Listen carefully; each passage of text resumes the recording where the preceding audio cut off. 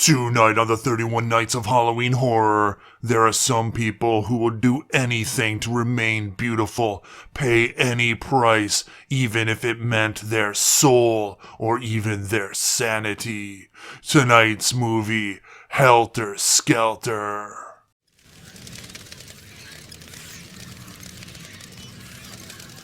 Hello everybody and welcome back to another episode of the 31 Nights of Halloween Horror! Cuts, Guts, and Sluts! Tonight we are doing another Japanese movie. However, this one, instead of being splatterific, this one is more cerebral and psychological, and dare I might say, Arthouse? Yes, because tonight's movie is Helter Skelter. So what is Helter Skelter about? Well, it is about a model named Liliko, and she is the epitome of beauty. She is on all the magazine covers, on the television shows, on the commercials. She is fashion personified. All the girls want to be her, to look like her, and all the guys want to be with her. However, keeping up that appearance, that beauty, takes a toll on a person, especially when the reason you're this beautiful is because you're getting tons and tons of cosmetic surgery from a shady practice that may be dealing with illegal activities like organ harvesting and skin harvesting and other things. So, anyways, So she is desperate to hold on to her, I guess you would say, empire of beauty. However, when a rival appears and starts to take some of her thunder, the desperation turns into madness as she plots and schemes ways to keep herself on top, which may or may not include sending your lower employees to do maybe not so legal things. So let's get to those scores, shall we? Violence and gore, I am going to give this a 1 out of 5. It is not very bloody. There is a nice eye stab with some CG assistance, of course. However, there is a lot of, I would say, abusive violence, especially maybe even some sexual abuse. When Liliko really gets into it, she can be very manipulative, and she uses her body and her beauty and her position to, really kind of weasel her way into the minds of certain people and to manipulate them into doing things, and maybe even just to dance for her amusement. And it's kind of cruel, and it's kind of nasty. And so, yeah, that's a sort of violence. Not a very bloody violence, but still it is. So 1 out of 5. Shock value is a 2.5 out of 5. The shocks in this movie aren't necessarily the scare type, but it's the shock of like what the people do in this movie. And there are some really bad actors, not necessarily actors like acting, but there are some bad people in this movie, and their callousness, their matter-of-factness, their willingness to use other people is, quite shocking. Plus the whole sort of, say like vapid existence of these models, but it is, I don't know how you would say, kind of like a meat grinder where they put these models in and it just kind of grinds them into nothingness, and it's time for the next model. So yeah, so the shocks are mostly about how like psychologically trying to keep up, trying to keep ahead, trying to be the top, because when you're not on the top, then you're not, and you'll be forgotten, and being forgotten is almost worse than death. So, yeah, it's definitely an interesting perspective, and I find it kind of shocking. So 2.5 out of 5. Moving on to plot, I'm going to give this a 3 out of 5. It is definitely a slow burn, and though, like, while watching it, I was wondering where they were going to go with it. They definitely kept it centered upon Liliko, even though you have the sort of other storylines of the manager who is homely, older, doesn't feel she's pretty, she's not very confident, and that stuff is used against her, of course, but, you know, she's also kind of got this sort of air that she's like obsessed with Lilyko, that she's maybe like, maybe too into her. And then you have the subplot with the investigation into the clinic, which I thought they were going to do a little bit more with, but they really sort of didn't. And so, yeah, it was kind of awkward that it's sort of there. It pops up from time to time, but I thought it was going to be more involved. But they definitely kept it more focused on Lilyko and her story and her, I guess you would say, problems. And I think it also did a decent job keeping you from absolutely hating her, because there are moments where she does horrible things, where she abuses her position, she abuses people's feelings toward her, but because it also weaves the story of people taking advantage of her, people abusing her, people deceiving her and betraying her, and you kind of see, you know, you kind of feel for her and you understand her desperation and the fact that, you know, she's got to take all these drugs. She has to keep going to the clinic to keep getting more and more surgeries because things are not necessarily falling apart, but things are not going well. And so, you know, she's getting these marks and blemishes, and they have to be fixed because apparently, I guess, the experimental skin grafting isn't taking or whatever.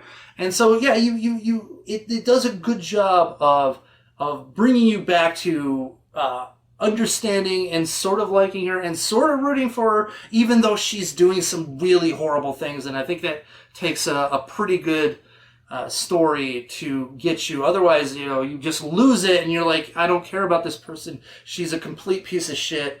Let her burn. Let her fall apart. We deserve to see her get toppled. And the thing is, it's like for every moment that she's just pure evil and you're just like, fuck her.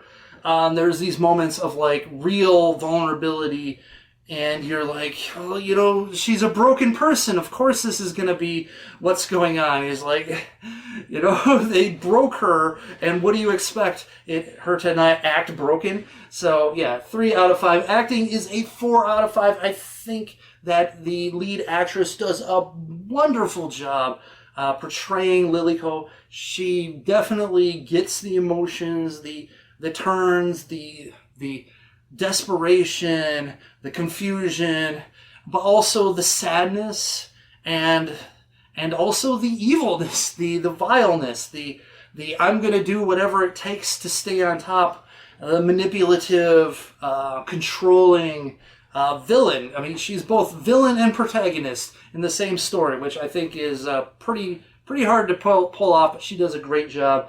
Most everyone else does a great job. A little bit of hamminess over a little here and there, but overall very good. 4 out of 5. Moving on to Nudity, and Nudity is a 2 out of 5. Pretty much front loaded in this movie. The scene where she's basically making her debut, I guess, in the movie, and she's wrapped up almost like a mummy, and they're taking the gauze off, and you get to see the perfection of her bosoms, and she is a very beautiful woman. Very beautiful. I mean, obviously, she's got to be beautiful. She's supposed to be the height of beauty, and you do get an eyeful, and it's very nice, very nice.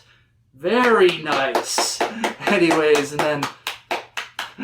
Anyways, there's also like a sex scene and toward the beginning, but nothing much toward the end. So 2 out of 5. Moving on to enjoyment factor, I'm going to give this a 4 out of 5. Yes, I would have liked it to be a lot more bloody.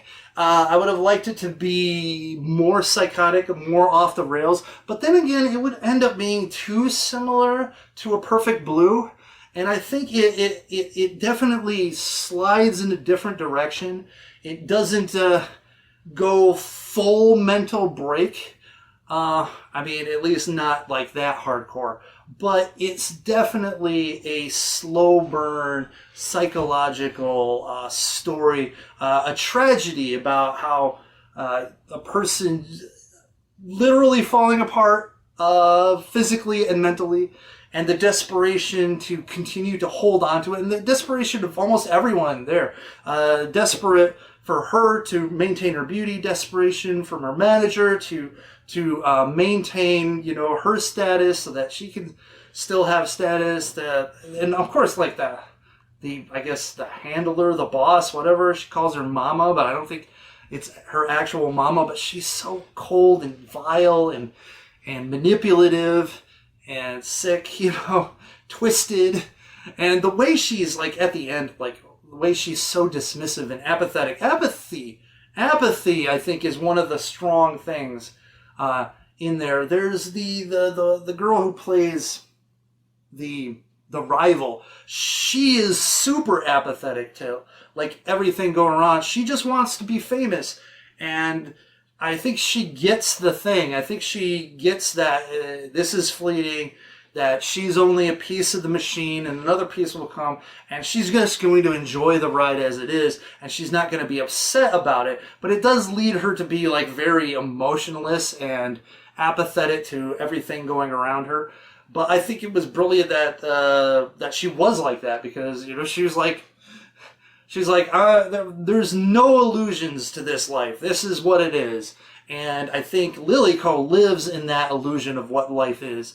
And you can see it in the way she lives, the place that she resides. And I will get that to you in the next part, because we're going to move on from 4 out of 5 for enjoyment factor to overall impression, which is a 4.5 out of 5. This movie is absolutely beautiful to watch.